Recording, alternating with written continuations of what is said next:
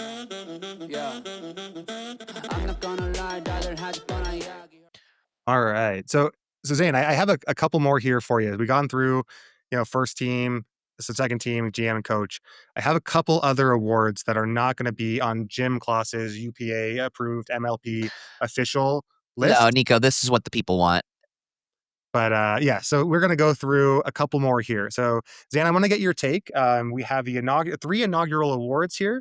The first one is the Ben Johns Teammate of the Year Award. And this goes out to the player that builds up his team or her team the most, that accounts for wins outside of their play, whether it be coaching, attitude, strategy, whatnot. Who is the best teammate in all of MLP? Okay, so Ben John's teammate of the okay, so we're looking for the best teammate, not the worst teammate. Not the worst teammate. This is going to be the best teammate. Um, I don't want to toot my own horn. I'd put myself in that conversation. I think Anna Bright's somebody who always gets the most out of her team.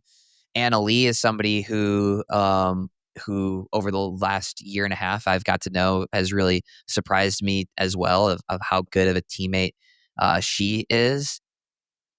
I think Hunter is a great bit of glue in that Mad Drops team. Let's see, looking through these standings, I feel like I'm missing some people. I don't know who else. Who do you have? I think those are my nominees. I'll let you pick one from there. Yeah, so I'm going to give you a couple others that I think were great. Now I'm One, missing some. so I think Eric Onsings is another player that's like lights a fire, extremely great team player, right? And like Oh, his dude, energy. no, hold on, chill, chill, chill. Blaine, All I'm right. going Blaine. Okay. Blaine, teammate of the year. That guy, like electric, fires everybody on that team up. Blaine. That I'm embarrassed that I didn't think about Blaine immediately.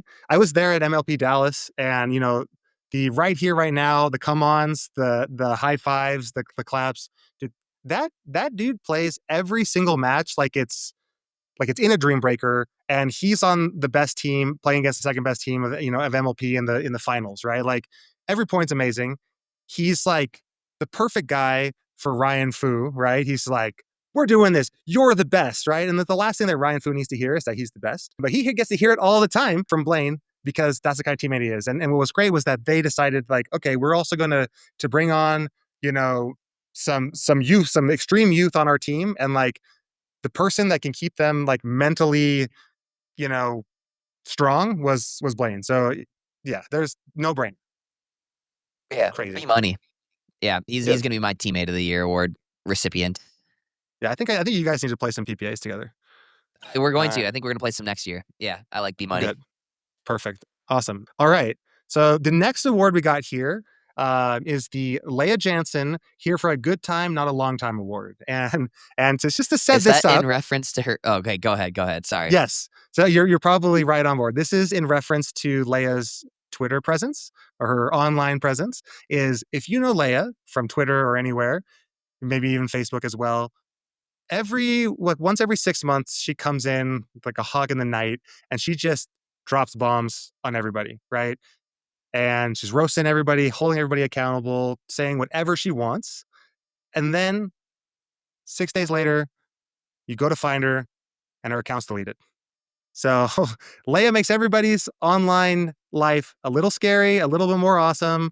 And then all of a sudden, like a flash in the night, she's gone. So this is the award for either the best sub or best like flash performance that you saw in MLP this year.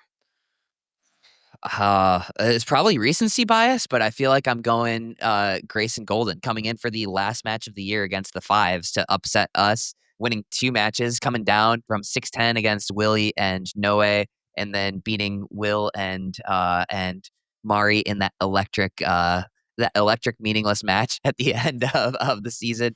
Like he was just here for a good time, not a long time. 2-0 on the season, top of the player standings. Uh, um, yeah, I'm going Grayson Golden. Now he's not gone anywhere, but like that's the extent of his MLP at this point. Yeah, who do you got? Well, first off, I'm just going to say it was incredible to watch somebody be able to bag somebody with a drive from the baseline. Like how hard does that guy hit? Like, is it the hardest you see? Like, it seemed like a constant fireball anytime he was hitting a drive. Yeah, his drive is harder by 10, 15, 20% than probably James Ignatowicz's hardest drive, and James is probably the next hardest hitter. Now it's so hard or difficult, I should say, because like we're playing in Salt Lake. Even if that ball is an inch over the net, it's probably going to go out. He does hit it spinny. He hits it heavy, but like it's impossible to even get out of the way of those shots. They're line drives, within 6 inches of the net height. Oh man, those things were absolute rocket ships. It sounded like a gunshot going out in the pickler. I was nervous for you guys. I live in like Salt Lake elevation. I'm in Reno, Nevada, and so it's the same thing every time we play. You know, the ball flies. Obviously, I don't hit as hard as Grayson, but it's like for me, it was like when the Gearbox Pro Power first came out, and you get drives from some people, and you would have to decide like I'm going to hit this ball or not hit this ball before he swings. Right. You know, because I don't have time to react. I can't. You're not going to hear out from anybody, and you're not going to be able to move your paddle out of the way. So you're just like, all right, I know it's coming. I just got to hit something, right? But it was crazy to see. So yeah, I think that's a good choice. And with Grayson, one thing that I thought that was interesting is like I was never a big fan because when the stakes are high, he's a little bit more serious, it seems like. But this was like the perfect example of like where a little bit of like that Blaine energy came off on Grayson, and he was having the time of his life. And like I am all for excited, fun Grayson. I hope to see more of that next year. Agreed. Yeah, But he's the other, electric. He's electric. If he can keep that going, he's electric. oh my goodness!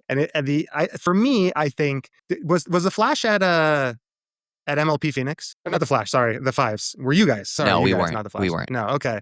So maybe you saw this, but I think my favorite like flash in the pan moment was when Alex Walker got to play for the Phoenix Flames. She played like 2 games, subbed in for I think Jeannie, and like the home crowd expected nothing, but was like, if there is one place that like roots for their own, like Phoenix is like, if you remember when Augie was on the come up and him and Tyra were in PPA Phoenix, like the crowd goes nuts. And so for one glorious game, I think against the LA Mad Drops, her and Jack Sock ended up beating, I want to say it was Hunter. I'm trying to remember who she beat exactly. Alex and Jack beat Catherine and Spencer Smith. I get that they're playing with a sub, but smoked them 11-2. The crowd was going absolutely nuts. And that was after she had a pretty good showing with Jesse and Alex against Jade and Catherine. So after that, it kind of fizzled out. I'm not sure how much more she played the rest of the season, but She did that towards match the was end fantastic. because of the Jeannie and Jesse dispute. So Alex played a good chunk towards the end of the year. She's actually playing everything when Jeannie was playing half and Jesse was playing half. Oh, that's true. Yeah. So she was there, and that's probably when the Phoenix Flames were no longer on my must-watch list. Right. After they decided They what was flamed priority out. number one for them, they flamed out. The only person that anybody was watching on that team was their GM. Right. Yeah, But I really yeah. so Dallas was the first event that I got benched, and I really was like, man, I probably need to be a little bit more serious because, the playoff picture wasn't entirely set. Every match means something but I really wanted to show up in an outfit similar to his, show up with the clipboard and just have the Phoenix, like the dumpster fire logo, that one, the dumpster that's on fire. Like that would have Oh said yeah. enough. If I cosplayed him, that would have been electric, but I Oh, wussed out.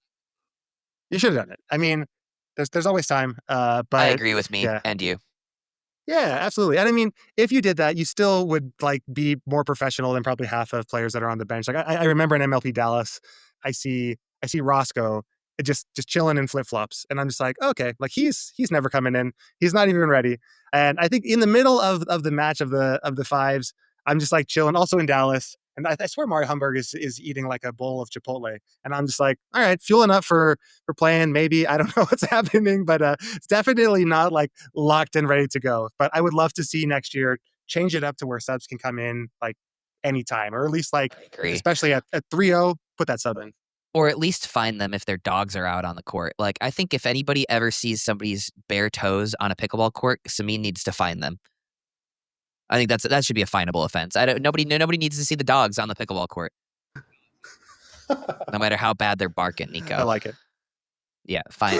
Honestly, that might be my first executive order as president. I'm doling out fines for anybody that has the dogs out on the pickleball court. I think that's That's probably bipartisan. a good idea. I think there's probably a Yeah, few people on the internet that like probably do want, some feet, but I don't represent them. You don't represent the They're foot not- stuff people. They're not part of my constituency. No, absolutely not. It's a fringe packed rogue agency. If you're looking for a chill way to wind down after your rec game, listen up. Cycling Frog is giving away its best-selling THC seltzers for free. All you have to do is pay $2 for shipping. They're fruit-forward, taste great, and they're perfect for a post-game cool-down or just hanging out with friends. So grab your free can now by clicking the link in the description box. You're not going to want to miss this.